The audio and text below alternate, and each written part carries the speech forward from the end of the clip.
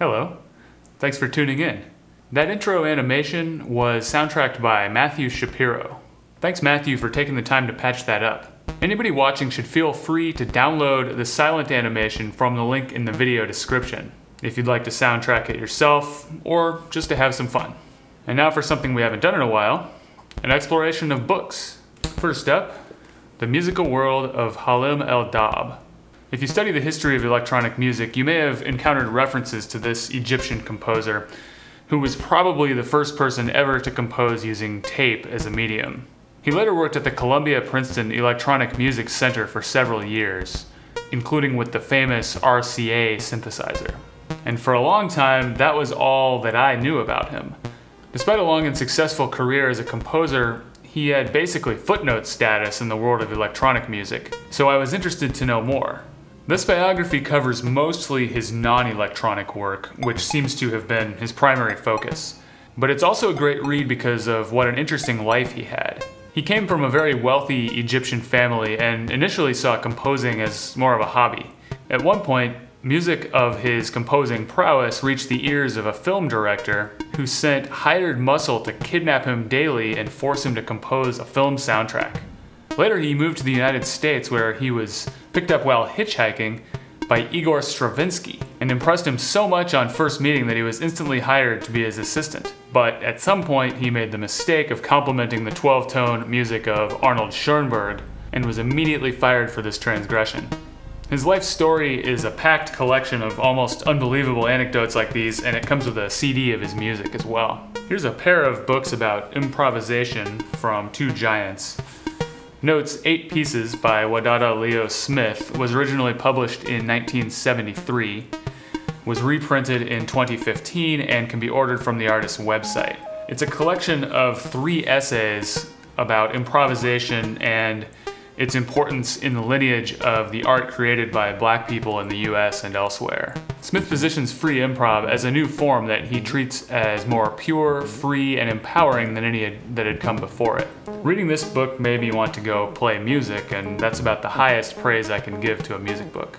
This second book on improv is simply called Improvisation, subtitled Its Nature and Practice in Music, and it was written by Derek Bailey in 1980. This book is positioned to be more of an extensive overview of improvisation in many musical contexts, from Baroque music and Indian music to jazz and free improv. I found it to be a decent overview, if a little obviously shaded by the author's own experiences, groups, and opinions. In the Leo Smith book, some special airtime is given to the Association for the Advancement of Creative Musicians, or AACM. That leads me to a book that I haven't read yet, but I'm very excited to dig into. A Power Stronger Than Itself, by a very thorough history of this iconic organization by one of its members, George Lewis. I bring it up here not only to call attention to the AACM, but also because George Lewis himself is not only a longtime AACM member, but is also a towering figure in the history of algorithmic electronic music.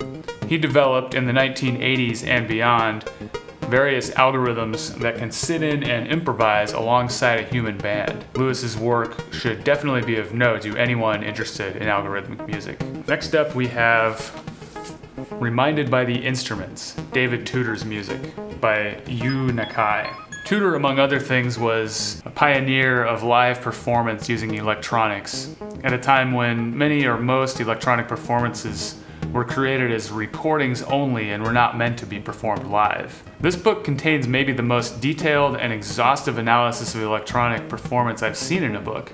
And since many of Tudor's pieces and installations involved electronic devices that he designed and built himself, the book also contains detailed photos, diagrams, descriptions, and even schematics for many of these devices. The level of detail here is pretty astonishing. This book really gives David Tudor's work the level of attention that it deserves.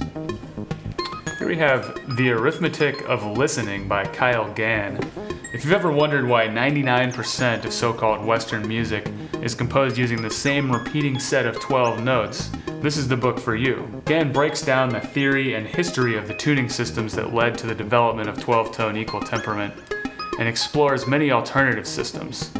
I think he makes a very convincing case that the 12-tet system is far from being necessary or universal, and he does a better job than most of describing the advantages and disadvantages of it and other systems. There's also quite a bit of description and analysis of music that has been composed in just intonation and other tunings. A word of potential warning, this book does probably require you to have some pretty solid music theory background in order to understand it. Here we have From Scratch, Writings in Music Theory, a collection of essays by James Tenney. The most famous piece here is Meta Hodos, where Tenney develops the idea of the clang, which could be said to be something like a musical phrase or musical unit. In a break from other music theorists, Tenney considers not only pitches, but timbre, proximity, and other factors in coming up with what comprises a clang. This can be pretty dense but rewarding reading. Also, this book contains a detailed rundown of the programming of the piece Analog No. 1 Noise Study, which served as the direct inspiration for the noise algorithm of the Make Noise sound hack Telharmonic. This is Reggae Music by Lloyd Bradley. This book was originally published in the UK under the title Bass Culture. It's an exhaustive history of Jamaican music from ska through to rocksteady, reggae, and dub. It's worth noting that while the production of this music did not have a heavily electronic element before the dub era, even the ska music of the 1950s developed its sounds specifically for the purpose of being played on sound systems. Even before ska, sound system owners like Duke Reed and Coxsone Dodd hired people to sneak in and steal records from each other so that they could always have the latest sounds that got people moving the most. Then they began running studios and recording bands playing songs specifically for the purpose of sounding good on sound systems and getting people moving. And this is how ska was born. The theme of drawing people to specific sound systems continues through the development of rocksteady, reggae, and dub. Whether it's record collector culture, studio as instrument, or the importance of DJs and sound systems to musical culture, it'd be hard to find a late 20th century music that wasn't influenced by the music of Jamaica. Here we have the Spectres series. So far, 3 in the series. These short books are published by the record label Shelter Press in bilingual editions that contain the complete text in both English and French. This is an ongoing series. I just received the 3rd book in the mail this week. The essays cover a wide scope of topics: field recording, the nature of sound and listening, the relations between artists and instruments.